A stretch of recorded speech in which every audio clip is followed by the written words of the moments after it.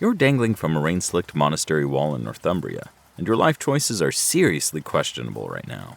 The stone crumbles under your fingers like week-old bread, and below you, a dozen angry Anglo-Saxon guards are having what appears to be a heated debate about whether to turn you into a pincushion with their arrows, or just wait for gravity to do the job. Decide quickly, farm boy, growls Bjorn Ironhand from the longship bobbing in the harbor below. Either you prove you're worth the space on my ship, or you can swim home to Norway. Your former life of peacefully herding sheep seems really appealing right now, at least until you remember how they ate your best tunic when you weren't looking.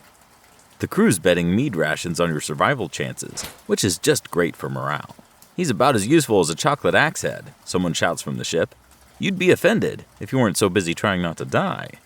Your village elder's words echo in your head, how the gods had chosen you for the raiding party.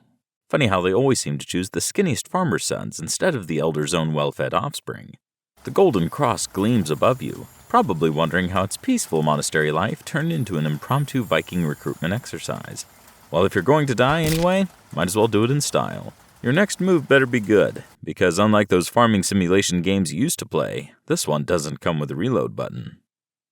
Turns out Vikings don't exactly have a gentle onboarding process. You managed to steal the cross and only took one arrow in the leg doing it, but now comes the real test, proving you belong on this ship of professionally violent lunatics. Your first lesson? Everything on a longship is trying to kill you. The ropes, the oars, the waves, and especially that suspiciously smiling veteran showing you the ropes, literally.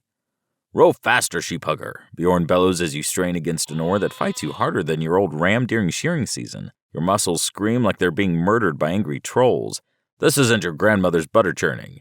Actually, you've met his grandmother. She could probably outrow the entire crew. The ship rocks violently and your breakfast decides it prefers life in the ocean. Your new crewmates find your seasickness hilarious. The crew's split between he'll die by Tuesday and he'll die by Wednesday. Only half Dan bet on he'll survive, though you later learn he always bets against the crowd, since that one time everyone thought he'd die from an axe to the head. I want enough silver to buy my own ship, he grins, tapping the metal plate in his skull. Look, he's feeding the fish again. They've got a betting pool on how many times you'll throw up before reaching Denmark. The current record is 17, and you're determined to break it. At least the fish are well fed. You're creating your own little underwater following. Your first fans, someone jokes. If only your fans didn't smell like herring. Training isn't much better. That's your head, not your sword arm, your instructor Halfdan growls after you nearly decapitate yourself during sword practice. I've seen better footwork from a three-legged goat.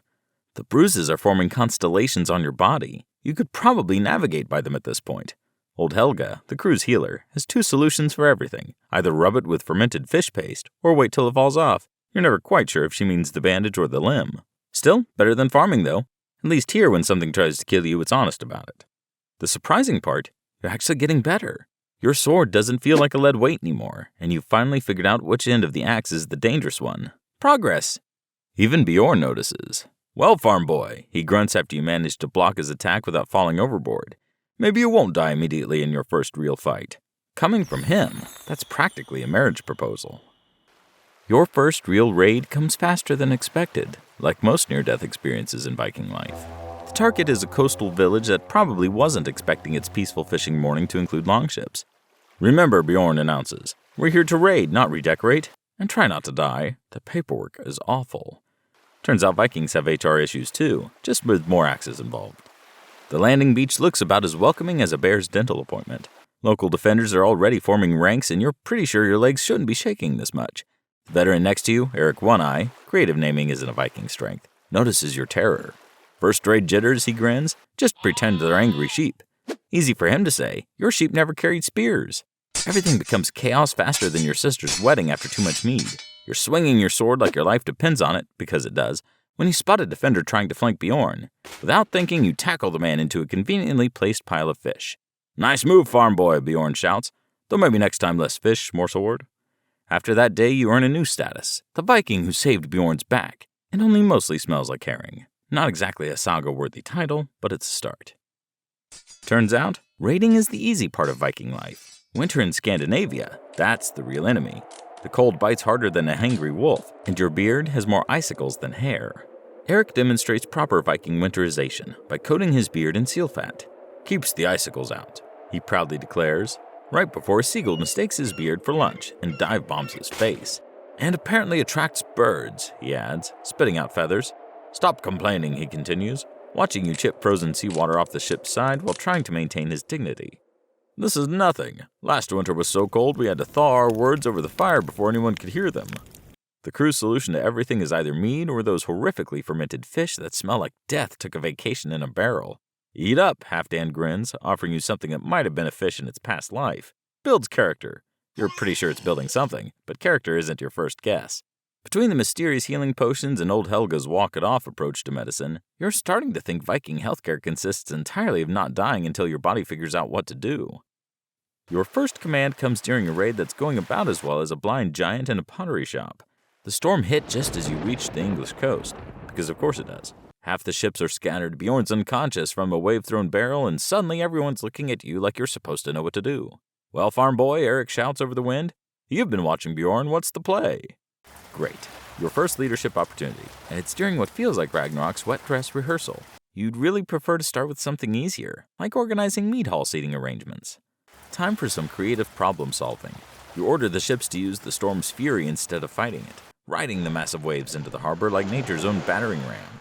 Either we'll make a spectacular entrance, you yell, or we'll give the fish something to tell their children stories about.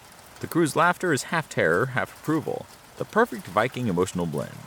The storm delivers you over the harbor's defensive chains, and suddenly you're not just the farm boy anymore, you're the madman who turned certain death into victory. In Viking terms, that's the best kind of promotion.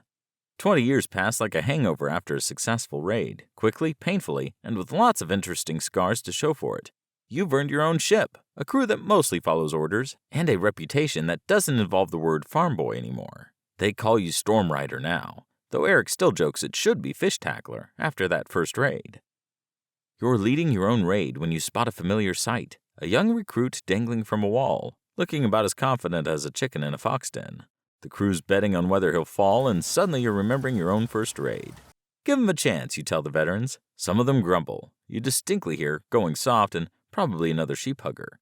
The kid makes it, though his landing looks like a drunk goose trying to ice skate. Welcome to the Viking life, you say, helping him up. First lesson, the ground is harder than it looks. The crew laughs, but you notice them shifting subtly closer, protective. They might act tough, but Vikings take care of their own, even the clumsy ones who smell suspiciously like sheep. That's when you spot the glint of arrowheads in the morning sun. The monastery wasn't as undefended as your scouts reported. You shove the recruit aside just as the first volley hits. The arrow that finds your chest would probably hurt more if you weren't so annoyed at the irony. 20 years of surviving everything the world threw at you, only to be done in by an act of kindness. Odin has a twisted sense of humor. Your last moments are exactly what you'd expect from a Viking life. Chaotic, painful, and somehow still funny. The recruit you saved is trying to help, though his idea of first aid looks more like panicked chicken dancing. Stop fussing, you tell him. I've had worse. You haven't, actually, but dying men get to lie a little. The sky darkens. Either Thor is throwing a farewell party, or that head wound is worse than you thought. Through the haze of pain, you see them, the Valkyries gliding down from the storm clouds on horses made of lightning and mist. They're somehow both beautiful and terrifying, just like the Viking life you chose. You think about your journey from terrified farmer to Viking commander. All those near deaths and actual deaths, the raids, the storms, the absolutely terrible fermented fish. You know what really sucks about living as a Viking? You mutter to no one in particular. The dying part is actually the easiest bit. The last thing you see is the young recruit picking up your sword, holding it like he's afraid it might bite, just like you did once upon a time. The Valkyries approach, their weapons gleaming with otherworldly light. Time for your final raid. This one to Odin's Great Hall. Not bad for a farm boy who once thought the scariest thing in life was angry sheep.